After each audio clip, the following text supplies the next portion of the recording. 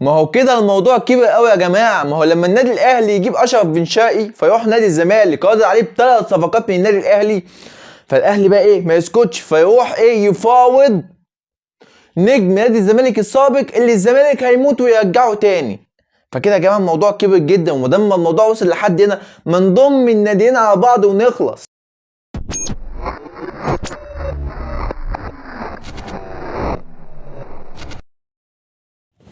السلام عليكم ورحمة الله وبركاته، واهلا بكم في حلقة جديدة ونهائية باذن الله تعالى. قبل البداية والنهاية لا ننسى دوما الدعاء لاخواتنا في فلسطين، اللهم انصر اخواننا المستضعفين في فلسطين. وحلقة زي ما قال الكتاب بالظبط. شوفي الكتاب قال ايه وتعالى لي. الكتاب قال لك ايه؟ الكتاب قال لك اول ما تخش عند ابو سعيد اضرب اللايك. ليه بقى؟ لان اللي يجوز ابو سعيد يسعد، واللي يضرب ابو سعيد اللايك عند ابو سعيد يربح. شفت انت بقى ايه؟ هتقولي كتاب ايه ده يا ابو سعيد؟ هقول لك ده كتاب ابو سعيد، ده كتاب بتاعنا عادي جدا. يلا بينا على الحلقه، ان الحلقه حرفيا ناريه. يلا بينا نبدا. اول حاجه عن صفقه النادي الاهلي اللي عامله ضجه كبيره جدا في الفتره الاخيره، بعد كمان ما في كلام بيقول ان نادي الزمالك بدا يدخل في الصفقه. مين هي الصفقه؟ صفقه ديريك كوتيسا. موضوع بقى ديريك كوتيسا، احب اقول لك ان ساعات قليله جدا لحسم كوتيسا. اللي حصل ان النادي بتاع كوتيسا بعد ما كان طالب 1.5 مليون كاش والصفقه تنتهي لصالح النادي الاهلي اللي هو طبعا نادي سيرفيت السويسري، بلغ النادي الاهلي ان هو عايز 1.8 مليون ويدفعهم كاش ويبقى اللاعب معاك. ده في قد ايه؟ في شهرين. اللاعب اصلا عقده في 3-4 شهور كده او شهرين والموضوع يخلص، عقده يخلص مع النادي. فالنادي طالب من النادي الاهلي 1.8 مليون. الاهلي قال له نقسطهم 1 مليون دلوقتي و$800,000 على قسط تاني. قال له لا، كاش توتو على كبوتو. فالاهلي قال له طب شويه نفكر. فالنادي الاهلي رجع للاعب، يا ابني احنا عايزينك في الاهلي، ومش عارف الاهلي كبير، الاهلي عظيم. قال له يا عم انا عارف، اخلص، عايز ايه؟ قال له احنا عايزينك وتخلص تمضي معانا دلوقتي عشان نأمن من الاخر وايه وبتجيلنا في الصيف. قال له انا موافق، هتديني $1 مليون منحة تعاقد وهاخد الرقم اللي اتفقنا عليه $1,500,000 في الموسم. ردوا عليه في النادي الاهلي قال له بس احنا ما بندفعش منحة تعاقد. قال لهم والله دي طلباتي واللي انتوا شايفينه اعملوا. فهنا الموضوع وقف بعد طبعا مشاورات الكابتن محمود الخطيب ومجلس ادارته. قالوا من رأيي ان انت تخلص الصفقة دي دلوقتي. ليه؟ لان مارسيل كولر يعني ايه ماسك في الصفقة بايده واسنانه. وفي المؤتمر الصحفي بتاع مباراة مودرن سبورت قال ان في ملك جاي، في ملك، فهو ده الملك اللي كان يقصده مارسيل كولر. ودلوقتي النادي الاهلي بيحاول يخلص فيه. في اقتراح بقى داخل النادي الاهلي، والاقتراح ده وصلوا احد الاشخاص او احد الوسيط المصري الى نادي سيرفيت السويسري. الاقتراح ده اللي هو عشان طبعا النادي الاهلي معهوش كاش دلوقتي، فقال له هنديك $1 مليون كاش دلوقتي و$800,000 هيديهم لك في نهاية الشهر المقبل، وهنا نخلص الصفقة. وده طبعا الكلام ده كل الكلام في الصفقة دي بناء على كلام أنكل أبو المعاطي زكي نجم الجماهير وعالم ما وراء البحار زي ما بيقول على نفسه. ده طبعا آخر المفاوضات، ولسه هنشوف ايه اللي هيحصل بناء على صفقة او بالنسبة لصفقة ديريك كوتيسا. تعال بقى ندخل في حاجة مهمة جدا جدا تخص نادي الزمالك، وبعد كده ارجع لك تاني بالصفقات بالنسبة للنادي الأهلي. نادي الزمالك عايز اي حاجة من ريحة الحبايب. هيقول هو ليه بس النادي الاهلي هو اللي بياخد من ريحتنا واحنا ما ناخدش حاجة من ريحة الحبايب كده من ريحة النادي الاهلي؟ فقال لك لا، انا مش هاخد صفقة ولا 2. أنكل حسين لبيب قال لك لا يا باشا، احنا عايزين نراضي جمهورنا. جمهور الزمالك غضبان علينا اليومين دول بسبب الصفقات وبسبب الديون، فاحنا عايزين نجيب حاجة كده تفرحهم. فهل في حاجة تفرحهم اكتر من صفقات او لعيبه النادي الاهلي؟ قال لك لا خلاص يا باشا خش في صفقات النادي الاهلي، ده احنا مش نجيب لهم لاعب من النادي الاهلي، ده احنا نجيب لهم 3 لعيبه كانوا في النادي الاهلي. اولهم المفاوضات كالاتي. اول واحد فيهم نادي الزمالك طبعا دخل رسميا في مفاوضات مع مين؟ مع احمد حجازي لاعب نادي نيوم السعودي اللي هو حاليا بيلعب في دوري يلو درجه تانية. ودوري يلو درجه تانية ده مش معناه ان هو بيلعب في دوري مثلا زي دوري مصر درجه تانية، لا لا، دوري يلو تقارنه بالدوري المصري مستريح، وممكن كمان دوري يلو يتفوق على الدوري المصري، لان دوري يلو يعني لو دورت كده هتلاقي فيه نجوم، يعني القيمه التسويقيه بتاعتها ممكن تلاقي نجم واحد بس القيمه التسويقيه بتاعته بالدوري المصري كله. فانت دوري يلو ينفع تقارنه بالدوري المصري، لكن دوري اوشن لا ده ما ينفعش تقارنه ده ممكن تقارنه بالدوري الانجليزي بس. طيب اللاعب ده عنده كام سنه؟ 34 سنه. نادي الزمالك بيفاوض مدافع عنده 34 سنه، وهو سايب مدافعين حلوين جدا في الدوري المصري ممكن يعتمد عليهم وممكن يبقوا مستقبل النادي في الفتره القادمه. زي مين؟ زي اللاعب اللي انت كنت بتفاوضه من فتره اللي هو كان اسمه ياسين ماعي، ده لاعب مهم جدا وانت فاوضته، وزي اكتر من لاعب انت فاوضته. هحاول اجيب لك اسمه، لا اسمه في الكشكول التاني.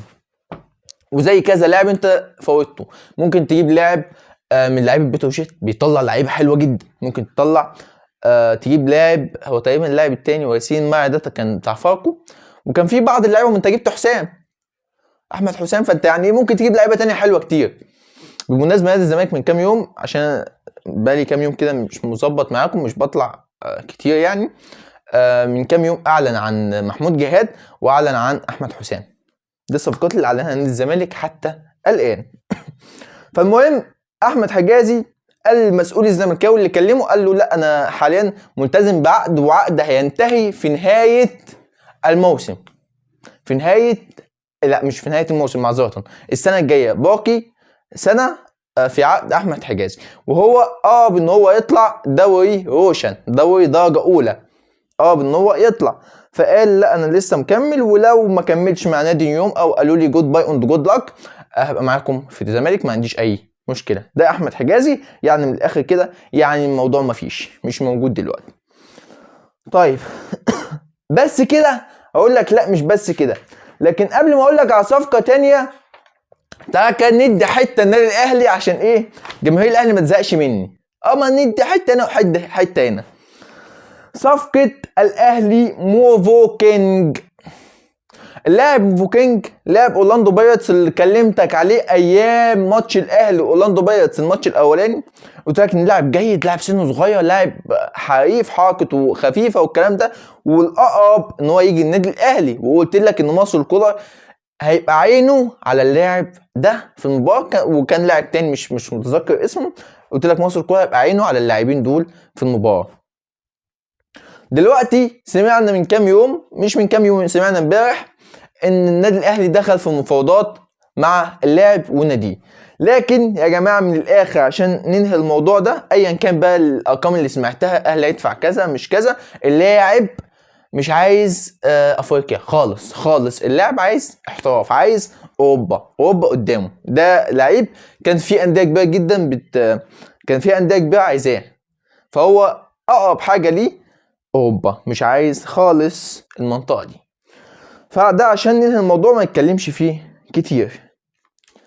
نادي الزمالك الفتره دي داخل في مفاوضات ديب قبل ما في مفاوضات كتير جدا للزمالك. ركز معايا بيه واضرب اللايك، انا الحلقه دي انا قلت اطلع 10 دقايق لكن بصراحه انا عندي الكشكول مليان، فيعني ايه اضرب اللايك كده عشان الحلقه توصل لاكتر عدد من الناس. طيب مين هو اللاعب الثاني والثالث اللي من النادي الاهلي اللي هيروح نادي الزمالك؟ رقم 2 معانا هو محمد شريف المخيف. في احد برضه المسؤولين الزملكاويين تواصلوا معاه، ايه رايك يا شريف يا ابني تعالى الزمالك، والزمالك حلو والزمالك جميل وانت عارف الزمالك والبتاع والحلويات. من الاخر يا جماعه شريف عايز الاهلي، ما فيهاش كلام. طيب ازيدك بقى من الشعر بيت، مسؤول اهلاوي قال لشريف انت هتبقى معانا. هو فاضل في عقده ايه؟ هيخلص في نهايه هذا الموسم، عقده هينتهي في الصيف. فانت مكمل معانا، وكولر ما عندوش مانع ان انت تيجي. هو هيجيب خلاص، احنا جبنا له الاجانب، ان كولر قال محدش يكلمني في لعيبه محليه الا لما تجيبوا لي الاجانب، فانت يعتبر جبت له جراديشار وعنده سبب علي، مفيش مانع ان هو يجيب محمد شريف كلاعب ثالث، وعلى الاقل هيبقى في الموضوع ده في المركز ده يبقى فيه منافسه. انا بقول ايه هيبقى فيه منافسه قويه جدا، فليه لا؟ فعادي جدا لو شفت محمد شريف بعد نهايه عقده. طيب محمد شريف رد على الزمالك قال لهم ايه؟ قال لهم يعني لو مش الاهلي هيبقى الزمالك، مفيش بيراميدز، انا مش عايز اروح بيراميدز. يا عم بيراميدز فلوسه كتير. قال له انا مش عايز اروح بيراميدز، اهلي لا زمالك، وانا لسه هشوف. ومن الاخر كده قال له انا لسه يعني ايه عقدي مستمر لنهايه الموسم، واشوف لسه اعمل ايه، وانا يعني ايه عايز في الاولويه ان انا اكمل في الخليج، اولويه اكمل الخليج. بس هو ده كان كلام محمد شريف. التالت معايا عشان ما اطولش عليك، بيرسي تاو ناو صاو. ايه بيرسي تاو؟ اقول لك والله بيرسي تاو. بيرسي تاو نادي الزمالك عرض عليه $1,200,000، تمام؟ وكمان عقد اعلاني، مش عارف نادي الزمالك هيجيب عقد اعلاني منين، بس هو عرض عليه $1,200,000 في الموسم وعقد اعلاني، وده يعني رقم كويس بالنسبه لبيرسي تاو. بيرسي تاو بيحب يعني ايه؟ بيحب الفلوس. من الاخر كابتن سيد عبد الحفيظ قال لك بيحب الفلوس، فده بالنسبه لبيرسي تاو. لكن احد الاشخاص القريبين منه قالوا له لا خليك في قطر، القطري افضل عشان تلعب يعني ايه هناك فلوس اكتر وكده، وتلعب باستمرار وتروح المنتخب الجنوب افريقي. ده برضو لسه الموضوع ده لسه محسمش بالمناسبه، بس لو لسه ما ردش على نادي الزمالك، لكن اقرب ان هو يكمل مع نادي قطر القطري. تعالوا بقى تعالوا ندخل على الضرب نار. الزمالك كله زمالك النهارده، الزمالك بيفاوض اي حد معدي قدام النادي بيفاوضه، اي حد معدي من الشارع بيفاوضه. يعني انا دلوقتي لو نيت على انكل حسين لبيب قلت له عامل ايه يا انكل، اخبار زيزو ايه، وشيكابالا صحته عامله ايه دلوقتي، هيقول لي تعالى يا ابني احنا محتاجينك في نادي الزمالك، اعتقد هيقول لي كده يعني. فيعني نادي الزمالك، بس نادي الزمالك في الصفقه دي فداخل بالصفقه بوشه. صفقة مين؟ صحيفة العرب القطرية قالت لك نادي الزمالك في مفاوضات قوية مع الوقع القطري لضم جيلسون دالا بعد خروجه من القائمة المحلية. جيلسون دالا اللي قلت لك عليه من فترة ممكن يجي النادي الأهلي، لو النادي الأهلي ما عرفش يخلص في أي صفقات فهو هيبقى الحل المناسب للنادي الأهلي في كأس العالم، وهيجي يلعب كأس العالم بس مجانا هدية من الوقع القطري. وقلت لك برضه ان الواقع القطري رافض بيعه للنادي الاهلي، يعني الاهلي مش هيبيع، انت عايزه كده يعني ايه سلف كام يوم كده خده، بس بيع لا مش هبيع. فبرضه نفس الامر ينطبق على مين؟ على نادي الزمالك. انا مش هبيع، وعامه الواقع مش عايز يبيع، مش عايز، يعني ممكن يطلع اعاره بتاع بس مش هيبيع. طيب هل بقى نادي الزمالك داخل فعلا هو عايز نادي الزمالك عايز كل الناس، زي ما قلت لك لو كلمته في التليفون هيقول لي تعالى احنا محتاجينك في النادي، فيعني محتاج اي حد. نادي الزمالك بيقش عايز يراضي جمهوره باي طريقه، وده انا شايف ان ده حاجه حلوه. وبالمناسبه نادي الزمالك دخلوا فلوس حلوه عشان يخلص بقى اي صفقه. طيب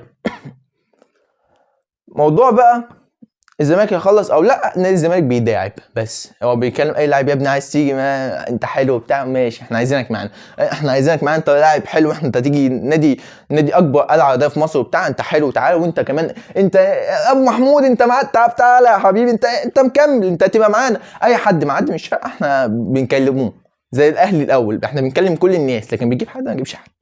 فيعني ربنا يسهل ونشوف نادي الزمالك هيعمل ايه، لكن لحد دلوقتي كلام بس مفيش حاجه رسميه. تعال بقى ندخل على اخر حاجه واهم حاجه معايا، ومش هقولها لك بقى قبل ما تضرب اللايك، اديني قاعد عملت اللايك، انا عارف ان انت اخويا الشق فعملت، انا مش عارف ايه الشق، ايه الالفاظ اللي انا بقولها دي، بس انت فهمت. اعمل اللايك واشترك في القناه عشان كل يوم هيجيلك حلقه دمار.